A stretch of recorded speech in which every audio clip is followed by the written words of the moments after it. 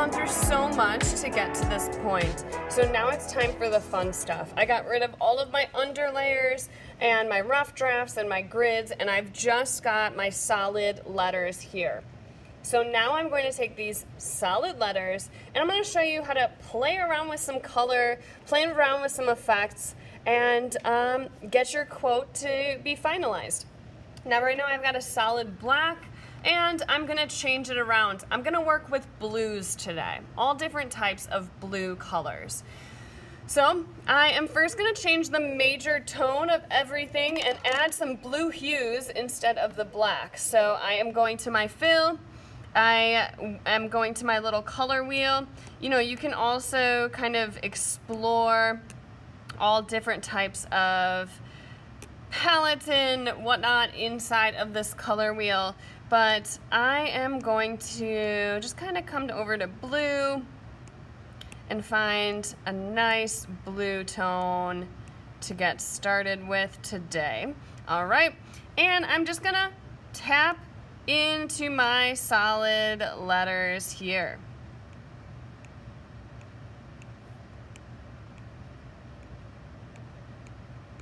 If you've got solid colors, you can also make adjustments to them through the layer, and you can take this HSL, which allows you to kind of move in between. If you're like having a hard time picking color, just drop any color in there and just kind of move it around and find one that works for your message. I'm gonna stick with this blue. You know, you can increase saturation, which makes it a more vibrant one, or bring it down. I like this kind of neutral. I'm gonna bring it a little lighter. All right, so that is just changing the overall color. I'm gonna add a background color as well. So I'm gonna go ahead and give myself a background layer, and I'm gonna go with like a deeper blue. Oh, now it's covered everything, but if I take it and make it a layer underneath, now I get to see both of those together. And now I'm just gonna kind of mess around with my HSL.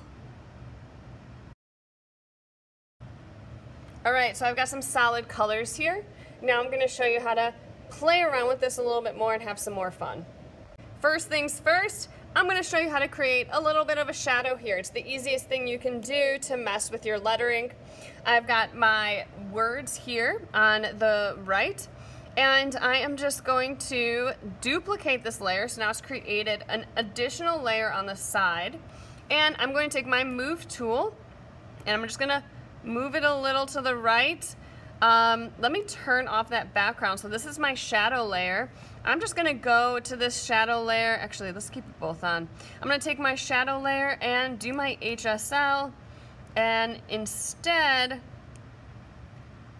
bring the shadow darker. Maybe I'll even kind of switch the blue to a blue like that. I'm gonna bring the shadow underneath the original letters. Now you can see by dragging that layer underneath, I can create a little bit of a shadow here. So I just got the move tool and I wanna adjust it a little bit by moving it a little to the right, to the left. What looks best? I actually think I like the shadow going to the left there. All right, so now I've got a shadow letter here, a shadow layer here. I've got my major letters here, and I've got my background layer. Now I'm gonna show you how to add some design work into your letters. All right, so I want to work inside my letters and add some designs. I really liked this example that I found where we start to work with a little bit of design features inside those bolder parts of the letter. So I'm going to try to bring that into my own design in my own way. But I don't want to have to keep redrawing all of this. Inside of Autodesk Sketchbook, there's a great feature where we actually lock a layer. Okay, I'm going to zoom in right here so you can see what that looks like. On each of your layers, you've got this little lock option. Now this works when you have color, so I'm going to turn my lock layer on. And I want to show you what that does. That's also found inside of your menu. You can see you can lock the layer here. So what does that do when I'm drawing? Basically, I'm going to take something like an airbrush and bring it up a little bit. And I'm just going to go with white so you can see, like a light blue, actually, so you can see the difference of this.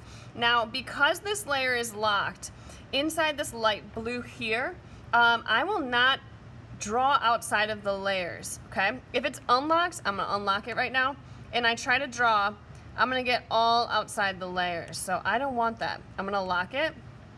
I'm going to increase the size of this. Now look, when I color on here, it stays inside. So let's say I want to add a little highlight to my letters. Or what if I want to maybe take a letter and do some design work like this?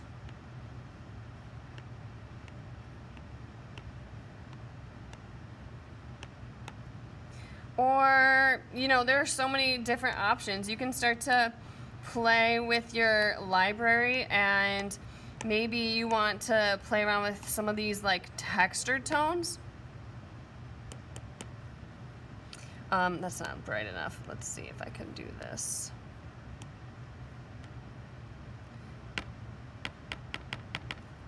So that starts to bring that pattern in there. Ooh, let's do some of this thorny texture for the upper part of this letter.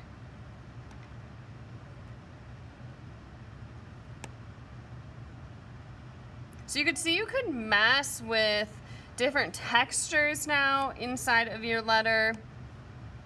Maybe I want to create some like little hatch marks. Can't really see that one. Let's see if it happens like this. Oh yeah, there we go. There's some little hatch marks. I would mess around with the different brushes, see what you like. Either way, it lets you, know, add a couple new things to this. There we go, start fresh. So I'm just gonna kind of play around, see what it is that I like, and make some decisions. So what you learned today is you learned how to change colors with your paint bucket. We learned how to duplicate a layer to create a drop shadow. We learned to make color adjustments with our HSL adjustment tab.